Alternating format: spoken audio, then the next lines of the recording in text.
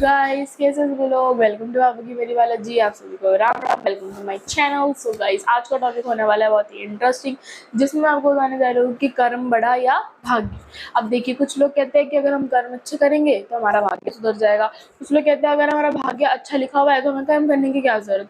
कुछ लोग ये भी सोचते हैं हमारे भाग्य में जो लिखा हुआ है, अगर हम कर्म अच्छे करेंगे, हमारे कर्मों पर डिपेंड करेगा कि हमारा भाग्य कैसा होगा। कुछ लोग ये भी सोचते हैं। तो गाइस ये बहुत बड़ा क्वेश्चन बन के रहा हुआ है कि कर्म बड़ा है भाग्य। तो इसी से रिलेटेड आज हम बात करने वाले हैं कि कौन बड़ा है और कौन छोटा है, या फिर दोनों इक्वालिटी पे है।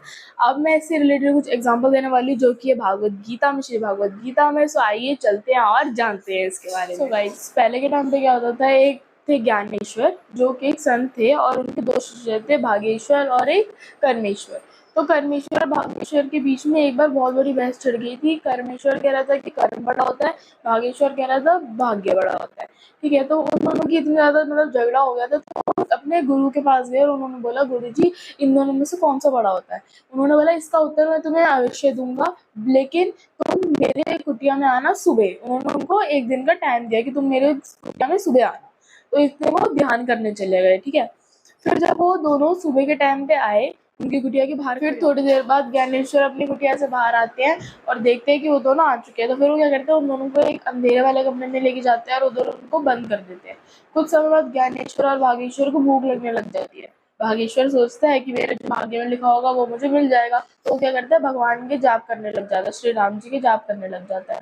और कर्मेश्वर कहता है अगर मैं कुछ काम नहीं करूंगा, अगर इधर देखूंगा नहीं कुछ खाने का पीने का, तो फिर कैसे चलेगा, क्योंकि उसे बहुत तेज भूख लग रही होती है, प्यास लग रही होती है। फिर क्या करता है, वो कमरे में देखने लग जाता है इधर उधर कि मुझे कुछ मिल जाए खाने के लिए। उसको एक मटका मिलता है बहुत ढूंढने का, लेकिन उससे पहले उसके बहुत ज्यादा लग जाती है हाथ पैरों में, सिर में, क्योंकि अंधेरा होता है तो उसे कुछ दिखाई नहीं देता। उसके लग जाती है और उसे एक चने से भरा हुआ मटका मिलता है। वो देख के इतना ज्यादा खुश हो जाता है और बहुत ही ज्यादा खुश होता है कि उसे चनों का एक मटका मिल गया, फिर उसकी भूख मिट जाएगी उससे। परमेश्वर चने देख के बहुत ज्यादा खुश हो जाता है और वो खाने लग जाता है। खाते खाते उसके हाथ में कुछ कंकड़ आ जाते हैं, जिनको वो भागेश्वर को दे देता है। अब वो खाते खाते उसका पेट भर जाता है। अब कुछ समय बाद आते हैं ज्ञानेश्वर, उनके गुरु आ जाते हैं कुछ समय बाद। फिर वो देखते हैं भागेश्वर का पेट खाली है, मतलब कि वो भूखा है, और जो कर्मेश्वर है उसका पेट भरा हुआ है। फिर जब जैसी रोशनी आती है तो कर्मेश्वर और भागेश्वर बहुत ज्यादा आश्चर्यचकित रह जाते हैं कि जो कंकड़ वो भागेश्वर को दे रहा था चनों में से निकाल के, वो हीरे थे। जब रोशनी है तो वो हीरे थे, और वो तीनों ही बहुत ज्यादा चकित रह गए। अब देखिए, भागवत गीता के तीसरे अध्याय में कहा गया है, श्री कृष्ण जी ने कहा है कि तुम मेरी शरण में रहो, जो तुम्हें चाहिए होगा मैं तुम्हें दूंगा।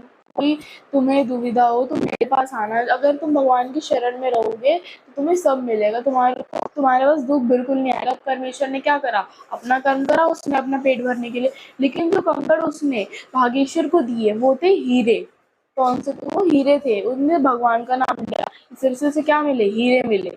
अब क्या होता है कि जो भागेश्वर होता है वो बहुत ज्यादा खुश हो जाता है, लेकिन अब क्या होता है, भागवत गीता के तीसरे अध्याय में बात कही गई है कि श्री कृष्ण जी ने कहा है अगर तुम्हें कोई भी दुविधा हो, कोई भी संकट हो, तुम मेरे पास आ सकते हो। अगर तुम मेरी शरण में रहोगे तो तुम्हें किसी की भी चीज की जरूरत नहीं पड़ेगी। तो उन्होंने ये कहा। अब क्या करा भागेश्वर ने, क्या करा, भगवान का नाम जपा, और जो कर्मेश्वर था उसने क्या करा, अपना कर्म करा। कर्म और भाग्य दोनों ही जरूरी है।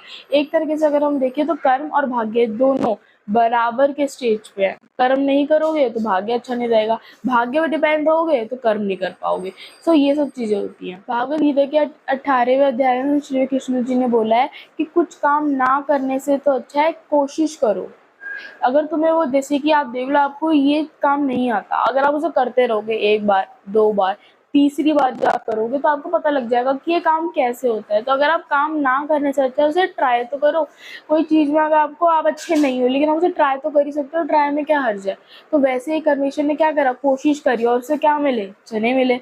अब देखिए अंत में क्या होता है, परमेश्वर और भागेश्वर दोनों को ही काम करना पड़ जाता है, एक को खाने की तलाश में तो दूसरे को हीरो की तलाश में। तो कर्म तो करना ही पड़ता है, कर्म पे ही हमारा भाग्य डिपेंड होता है। अब मैं आपको एग्जांपल देती हूँ, जैसे कि कर्म होता है मैग्नेट, और एक जैसे हम नेल ले लेते हैं वो होता है भाग्य। अगर आप कर्म अच्छे करोगे तो क्या होगा, नेल मैग्नेट की तरफ अट्रैक्ट होगा ना। अगर आप कर्म अच्छे करोगे तो आपका भाग्य आपकी तरफ खुद चला आएगा, क्योंकि ना करने से अच्छा है कुछ करो, कर्म करो और अच्छे करने चाहिए। जैसे इसने भाग्येश्वर ने क्या करा, कर्म भी तो करा, उसने भी एक काम करा, क्या करा, उसने भगवान का नाम जपा। और भगवान की शरण में रहोगे तो आपको किसी भी चीज की जरूरत नहीं रहेगी, कि अगर आप भगवान की पूजा करोगे तो आपका भाग्य अपने आप सुधर। गाइस भाग्य में मतलब भाग्य पे डिपेंड नहीं रहना चाहिए। कर्म अच्छे करोगे आपका भाग्य अच्छा हो जाएगा, भगवान की शरण में रहोगे तो आपका भाग्य फ्यूचर सब अच्छा हो जाएगा। गाइस बिलीव रखो, अपने ऊपर बिलीव रखो। और वैसे मैं आपको लास्ट में बताने वाली हूँ, कर्म और भाग्य दोनों बराबर ही होते हैं। कर्म करो अच्छे और भाग्य अपना अच्छा हो जाएगा। सो गाइस आज की इस वाली वीडियो में इतनी। अगर आपको ये वाली वीडियो पसंद है तो लाइक शेयर एंड सब्सक्राइब कर देना। जो नए मेरे चैनल में सब्सक्राइब कर देना गाइस, और एक अच्छा सा हिट लाइक कर देना इस वीडियो के लिए। और गाइस कमेंट्स में बता देना आपको वीडियो कैसी लगी, और ज़्यादा से ज़्यादा शेयर कर देना गाइस। सो मिलता है आपको नेक्स्ट वीडियो में, तब तक के लिए बाय बाय।